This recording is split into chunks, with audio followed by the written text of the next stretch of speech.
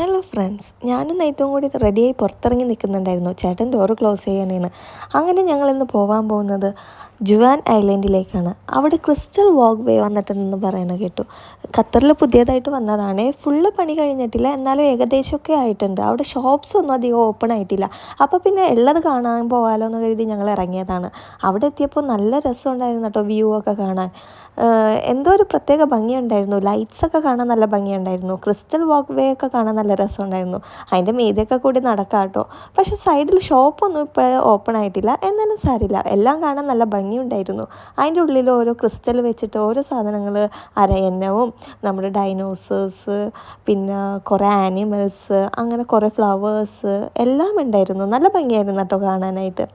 ഞങ്ങൾ വൈകുന്നേരം ഇറങ്ങാമെന്ന് കരുതിയിരുന്നതാണ്. പക്ഷെ വൈകുന്നേരം തന്നെയാണ് ഇറങ്ങിയത്. ഞങ്ങൾ അവിടെ എത്തിയപ്പോഴേക്കും 6 മണിയൊക്കെ ആയി. എന്നാലും അവിടെ ഇരുട്ടായി തുടങ്ങിയിരുന്നു. ഇല്ലെങ്കിൽ ഐലൻഡിൻ്റെ ഫോട്ടോ നല്ല സൂപ്പർ വ്യൂ ആയിട്ട് കിട്ടിയാനേ.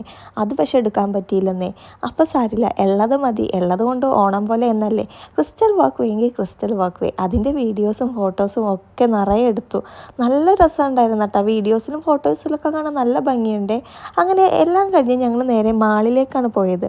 മാളിലെത്തിയപ്പോൾ അവിടെ ഒരു റോബോട്ടൊക്കെ നടക്കുന്നുണ്ടായിരുന്നു.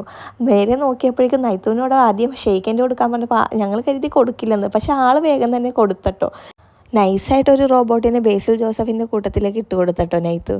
അങ്ങനെ ഇന്നത്തെ വീഡിയോ ഇത്രയേ ഉള്ളൂ. ഇഷ്ടമായ സബ്സ്ക്രൈബ് ആൻഡ് ലൈക്ക് ചെയ്യണേ. ബൈ.